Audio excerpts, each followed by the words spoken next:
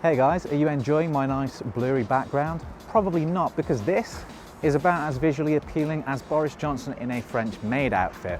But how about this?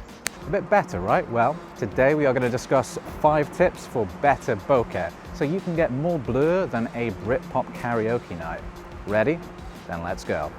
So, what will we cover? 5 practical tips to help you become a bigger bokeh badass than an out-of-focus Dwayne Johnson, plus demo footage and advice for each tip. There are timestamps for everything here and in the description, plus if you enjoy this video then remember to like, subscribe, and I would love to hear questions or thoughts in the comments. So let's start with our first tip, which is all about F-bombs. Yeah. No, wait, my script actually says F-stop. Not F-bomb. Whoops. Which means we must be talking about aperture. For maximum bokeh, you want your aperture as wide as possible, which means the lowest f-stop number. The ZV-1 has a maximum aperture of f1.8, and this is where we want to keep your settings for bags of bountiful bokeh. We can see a comparison here between the narrowest aperture of f11, where you can see everything behind me in sharp detail. Keep an eye on the tree branches, the buildings, and even some gravestones on the right of the frame, because I'm so damn edgy. Compare that to our widest aperture of f1.8, which gives us a much nicer background blur, gets rid of the background detail, and pulls attention to the in-focus subject. It's a shame our subject looks like this, but until I can get some kind of a mask, it will have to do. And come on, it's not like masks have been a common thing anytime recently, so where would I possibly find one of those? To ensure that aperture stays fixed at f1.8, we need to shoot in either manual mode or aperture priority mode. If you shoot in auto or shutter priority mode, aperture can vary and your bokeh situation could be more unpredictable than when I tried making decisions based on rolling a dice. Oh. It's a 1. Guess I'm going to be having vinegar in this coffee again.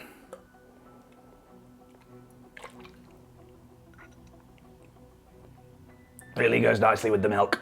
You can select shooting mode from menu 2, tab 1, but I recommend setting that as a shortcut in your function menu. There is a video on how to do that here. That same video shows you how to set each control, including aperture, if you aren't sure already. Speaking of control, if you want maximum bokeh, then it's important to control distance. So our second tip is to get your subject further away from their background. Watch the way that bokeh increases in this example as I walk further and further away. We go from the background being fairly detailed to being more blurry than that time I invented the vodka and absinthe cocktail. Just like social distancing or taking a shower in prison, more distance is better. More space behind your subject will reduce the sharpness of the background, allowing more of the natural fall off into out of focus blur and increasing bokeh.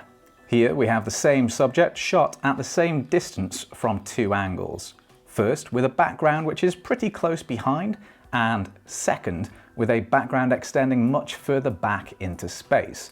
You can see the difference in bokeh. I should also mention my video on cinematic focus. Check that out for a bunch of techniques which will help you get even more beautiful bokeh results. The other thing to know about space is that the distance between the camera and the subject is also important. Like the personal space of that one kid at school who didn't shower, the closer you get, the more extreme the results. But thankfully this time it's extreme bokeh that we get, rather than a desire to vomit. As the focal point is brought closer and closer, it emphasizes a greater contrast with anything further away, which gives you more bokeh. You can use this tip to increase bokeh a little bit when vlogging or talking to camera by simply getting slightly closer, just not too close. Or you can use it for B-roll, detail shots, or product shots, which are some of my favorite uses.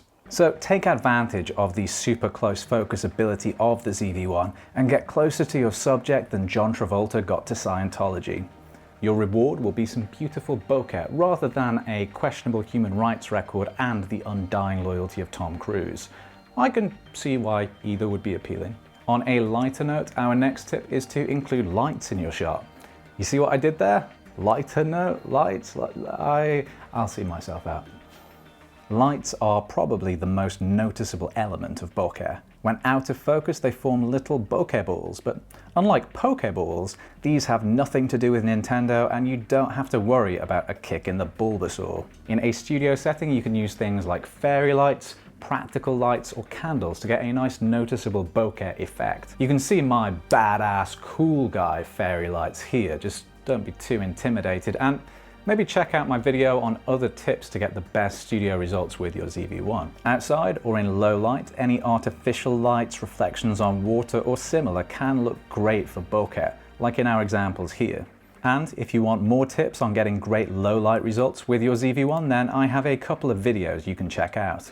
Our final tips are around making bokeh more noticeable through shot composition. By having objects at different depths within your scene, you can more clearly contrast the areas in focus with the out of focus bokeh in either the background or foreground, or both. And while it's easy to think of bokeh mainly as background blur, it can be really attractive and effective in the foreground, especially for scene setting shots or similar. Just like when I am writing characters for movie scripts, depth is key. Yeah, so I was thinking, what if the main character wants revenge for some reason?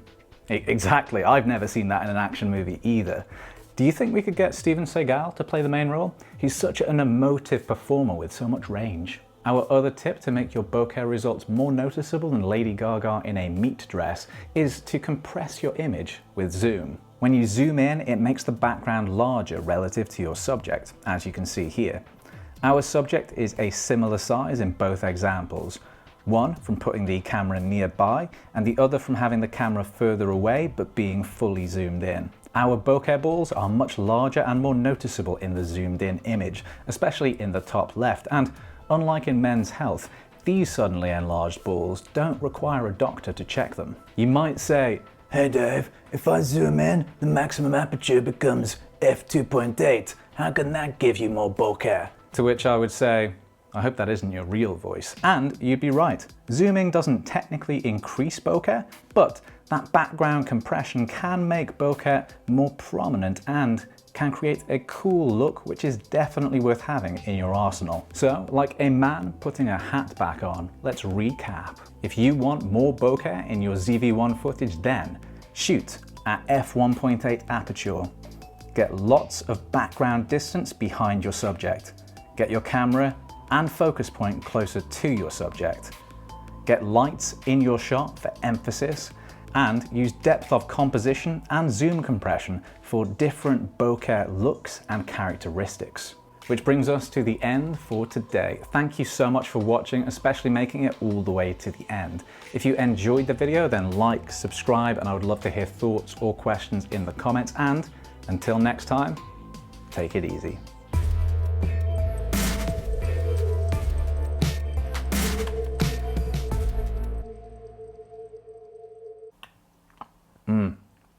Like a chip shop at a cafe had a baby.